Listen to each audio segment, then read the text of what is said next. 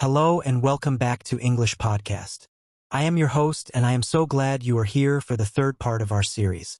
In our first episode, we talked about your environment. We learned how to build an English bubble.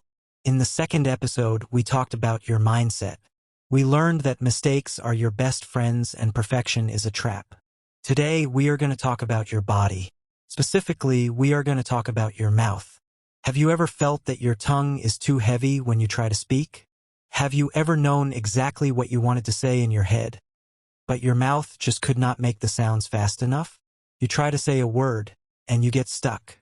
You feel like your mouth is tired or slow. I want to tell you a secret. Speaking a language is a physical skill. It is like dancing. It is like playing the piano. It is like playing football. You do not just use your brain. You use your muscles. Your tongue, your lips, and your throat are all muscles. If you want to speak English smoothly, you need to train those muscles. Today, I am going to show you the best workout in the world for English learners. It is called shadowing. By the end of this episode, you will know exactly how to train your mouth to be fast, clear, and natural. Let us get to work. First, let us explain this word shadowing. What is a shadow? When you walk in the sun, a dark shape follows you on the ground. When you move left, the shadow moves left. When you stop, the shadow stops. Follows you exactly. Shadowing in English is the same. You listen to a speaker, and you repeat exactly what they say at the same time. You do not wait for them to finish. You try to be their shadow. You follow their voice, their speed, and their emotion. I want to tell you a story about a girl named Sarah. Sarah studied English for 5 years in school. She knew all the grammar rules. But when she spoke, she sounded like a robot. Her voice was very flat. She said every word one by one. I am going to the store. One day, Sarah started shadowing. Every morning for 10 minutes, she listened to her favorite English podcast. She put on her headphones. She listened to the host and she talked with the host at the same time. At first, it was very difficult. She missed many words.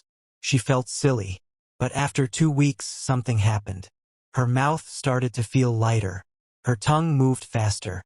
She started to sound more like a human and less like a robot. Shadowing works because it teaches you the music of English.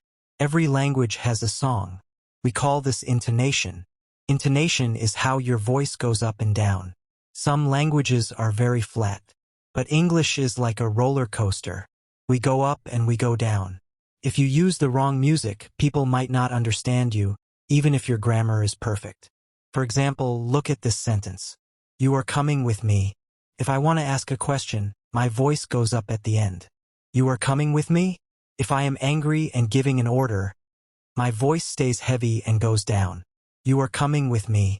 When you do shadowing, you are not just learning words. You are learning the stress and the intonation. You are learning the song of English. When you speak with the right music, native speakers will understand you much more easily. Now, let us talk about why native speakers talk so fast. The truth is, we do not always talk fast. We just hook our words together. This is called connected speech. Think of a train. A train has many cars, but the cars are all hooked together. They move as one long line. English words are like that. For example, look at the phrase, pick it up. A beginner says, pick it up. 3 separate sounds. A native speaker says, pike it up. 1 long sound. We connect the end of one word to the start of the next word. When you learn connected speech, 2 things happen. First, you understand native speakers better because you know why they sound fast. Second, you sound more natural when you speak because your words flow like a river instead of hopping like a frog. Shadowing is the best way to learn this. You hear how the speaker joins the words and you copy it. Some English sounds are very difficult because they do not exist in your native language. 2 of the most famous trouble sounds are the TH sound and the R sound. To make a TH sound, like in the word think, you must put your tongue between your teeth. In many languages, people never do this. Your tongue is shy. It wants to stay inside. You have to train it to come out. To make an English R sound, like in the word red, your tongue must curl back, but it must not touch the top of your mouth. It stays in the middle, floating. If you do not practice these movements, your mouth will feel stiff. Take a difficult word like brother. It has both sounds. Brother. Slow it down. Say it 10 times. Brother. Brother. Now say it fast. This is like yoga for your tongue.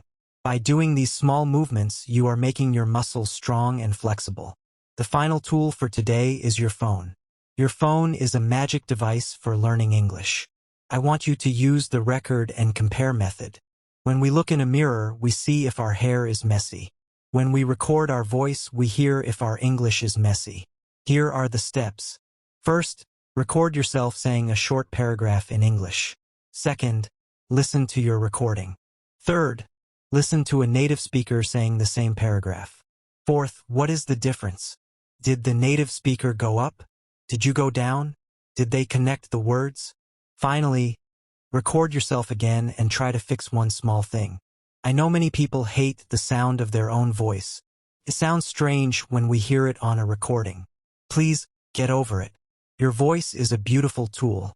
You must hear it so you can improve it. Think of it like a selfie for your voice. We take many pictures to find the best one. Do the same with your speaking.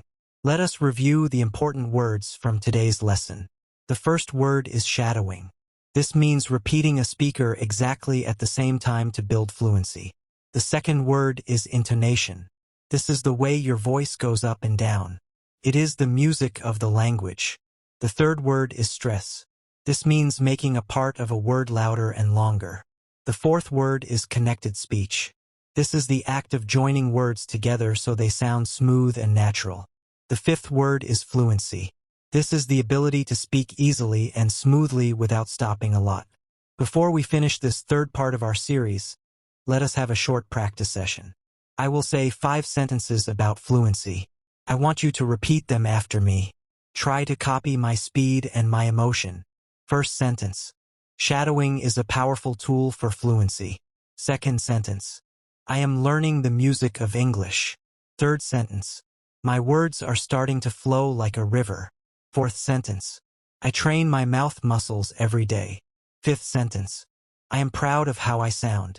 That was wonderful. Remember that your mouth is a gym. If you want to be fluent, you must train your muscles every day. Sarah, the girl from our story, did not become a great speaker in one day. She did 10 minutes of shadowing every morning. That is all it takes. Small steps every day. In our next episode, which is part 4, we are going to talk about your brain. We will learn how to stop translating in your head and start thinking in English. This is the secret to speaking fast without pausing to search for words. Thank you for listening to English Podcast. You are working hard, and your progress is amazing. Keep practicing, keep shadowing, and keep smiling. I am your host, and I will see you in part 4. Goodbye for now.